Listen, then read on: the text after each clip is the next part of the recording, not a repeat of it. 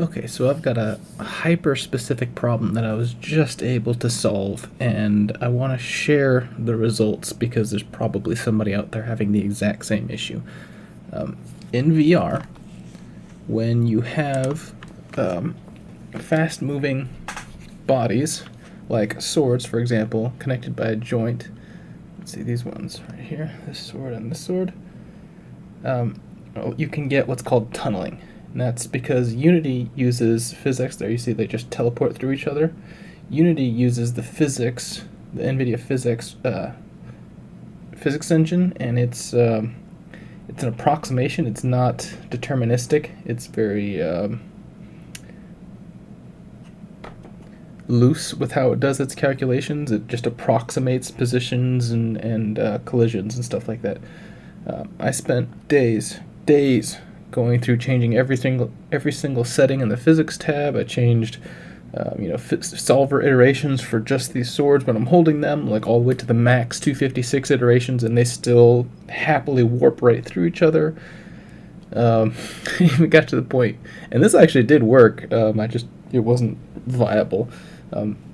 Where I wrote my own physics interactions for the swords to check to see if they tunneled, and if so, to warp them back to a safe position. And that did work, but it made it jerky, and it also took a long time. It didn't run very fast.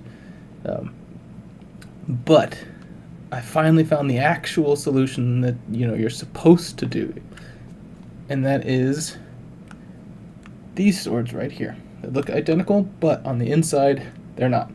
I have not been able to get these to tunnel at all.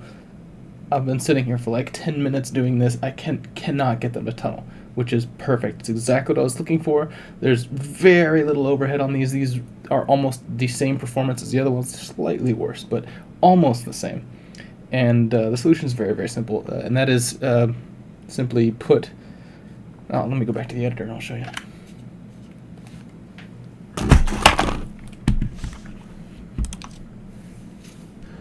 So these swords are using just box colliders everywhere. Box collider for the pommel, box collider for the grip, box collider for the crossguard, and a single long box collider for the blade.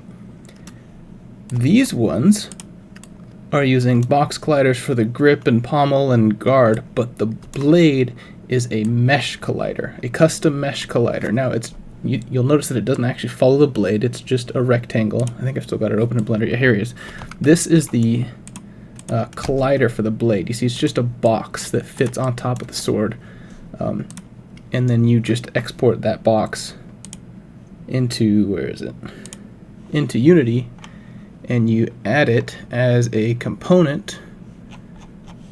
Here we go, mesh collider. You add it as a component, you add that mesh on there, add your physical material if you have one. Make sure you check convex.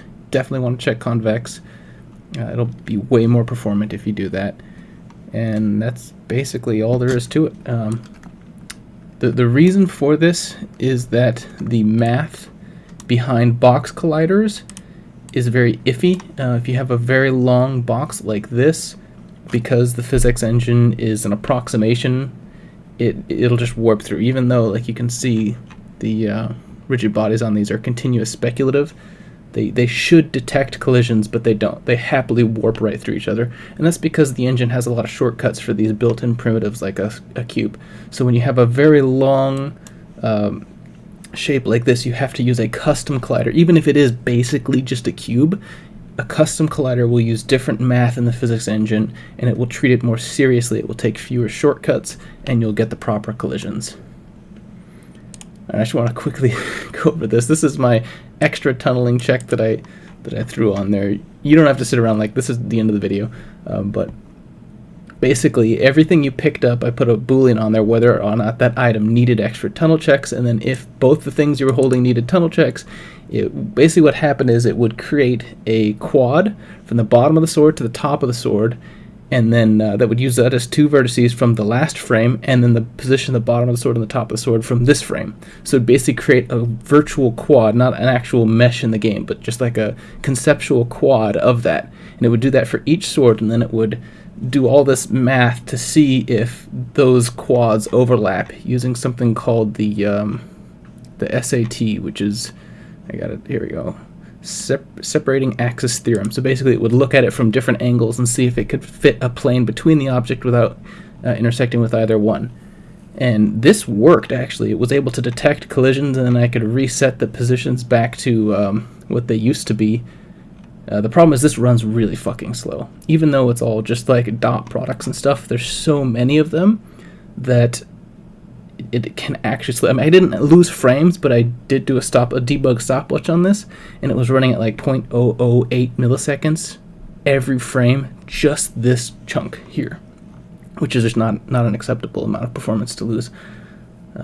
So threw all that out, went back to the drawing board, figured out finally after everything the solution was to use a mesh collider, not a box collider for irregular shape. Well, it's not really an irregular shape, but it's not a box, right? It's not even really a rectangle. It's so long and skinny that the math for the physics engine just has a brain fart, takes too many shortcuts, and you get tunneling.